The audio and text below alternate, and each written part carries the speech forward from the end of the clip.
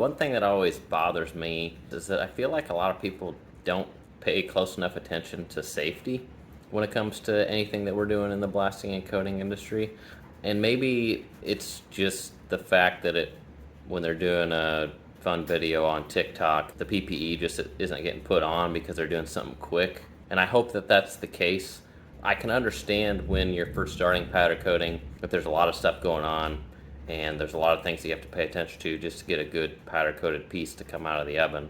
When we first started at Kaiser, we definitely weren't as safety conscious as we are now. If you go through all of our content, I'm sure that you can find plenty of pictures and videos where we're missing PPE as well.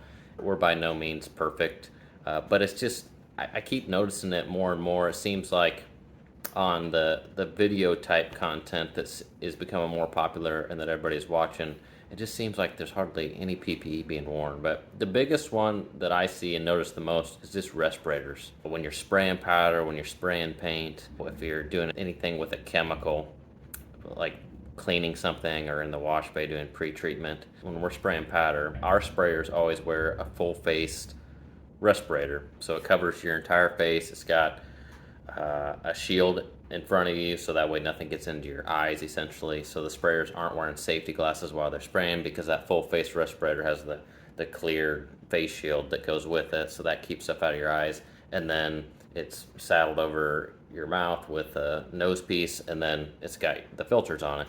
And so that's what we always wear when we're spraying powder. We never spray any powder without a respirator. It's extremely important because when you're spraying powder, it's very dusty, and then if you don't have anything on, then you're just breathing in the dust. And I guess if you're only spraying one part a day, I could see where someone might not think that it's super important.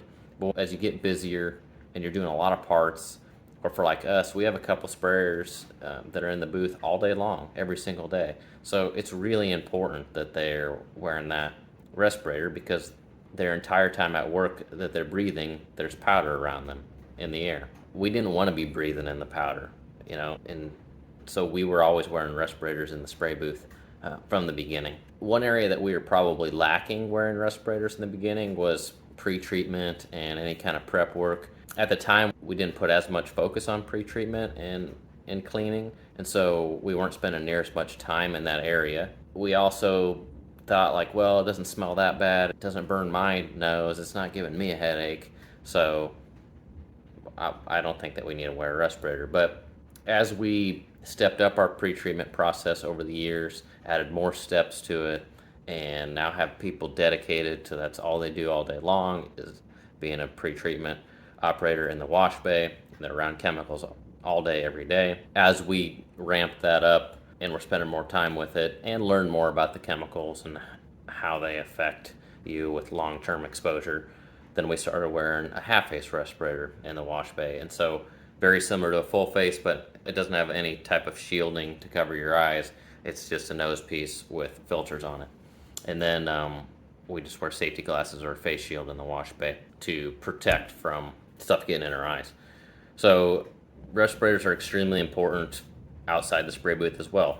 Important in the wash bay, important if you're using any type of chemical on a rag. And again, I understand as you get busier and busier, that's when you're around it more. That's when it seems like it's more of a concern, and that's when we probably start paying closer attention to safety. But I think it's a good habit to get in from the beginning, because the one thing that I'll say is that a lot of the people that are on our team now were with us from really early on when we weren't as busy. And so when you start with bad habits and not wearing all the PPE that you should, and then you as the manager or owner decide like this is really important now, it's hard to get everybody on board because they've done it for so long the other way. Another thing that I notice is suits, just a Tyvek suit for spraying powder, some type of rain suit for a pre-treatment operator, because we want to keep all of this powder and chemicals off ourselves. One of my biggest concerns in the powder booth is just if you're spraying multiple colors in a day and you don't have a suit on to protect you in different color suits for the different powders you're spraying, then like if you spray red in the morning, you've got it all over you, and then if you spray white, that red's coming off of you and going onto the white. Tyvek is a name brand, but it could be a different brand. Just something to keep the powder off of you. In the summer, it is very hot, wearing a full-bodied suit, so you have to take more breaks and you have to drink a lot of water. But I still feel like that's better to keep the powder off of you than have it all over your skin, especially when it isn't in the middle of summer and you're really hot and sweaty. All the powder just sticking to you, and it's all over your clothes. I don't feel like that it is a good idea to spray without a suit. I know that there's a lot of people out there that don't. Almost without exception, videos that I see, nobody has suits on any social media posts for the most part. And then if you're in the wash bay around chemicals, you want to keep those off your skin. Not because the chemicals are so nasty that they'll immediately burn you when they touch your skin, but just long-term exposure, absorbing through your skin, you don't want that. So again, some sort of rain suit is important there. So those are the two biggest things that I feel like are missing from pictures and videos on social media about powder coating, but also any kind of painting, is that we're missing respirators and we're missing some sort of suit, a spray suit, to protect ourselves from getting dirt on us, and then to protect our breathing in terms of a respirator. The other two that are smaller and they're hard to see on social media, but they're ones that come up over and over again in our shop, is ear protection and gloves. In order to determine if you need to wear ear protection or not, what you really should do is get a cheap decibel meter off of Amazon. They're not that expensive. And walk around your shop and take some decibel readings and then compare that to the OSHA standard, and then decide, okay, in this area it's too loud, we need to wear ear protection. In this area it's not, we don't need to. So for us, if we take the readings across the powder shop, just general out on the shop floor, it's not loud enough to need to wear earplugs everywhere. Anytime that we are using an air blower, the decibel readings are off the chart. It's way too loud, so we always wear ear protection when we're using an air blower. Anytime that we're using some sort of power sander or grinder, that is also too loud, so we put in ear protection for that. So those are the two really important times in the powder coating shop that we wear ear protection. And then gloves, when it comes to powder coating, almost always we're powder coating metal substrates. I know there's some people out there that are coating some non-metal substrates, but that's fairly new technology and not that common. So most of the videos and pictures you see across social media, people are powder coating metal. All those metal parts and pieces have some sort of sharp edge. So if you're hanging and packaging those parts without any type of glove on, more than likely you're going to cut yourself. Now, I don't really like to wear gloves. They feel cumbersome. I don't feel like I can move stuff as quickly. I don't feel like don't have enough dexterity to grab hooks, especially tiny hooks, and get everything the way it needs to be so I can hang quickly. I feel like I drop stuff more when I have gloves on. So I understand people's resistance to not wear gloves. But when you're dealing with big, heavy metal pieces that have sharp edges, once it slides across your hand, it immediately slices really, really deep. And then when that happens, you almost always have to go get stitches when it's that deep of a gash.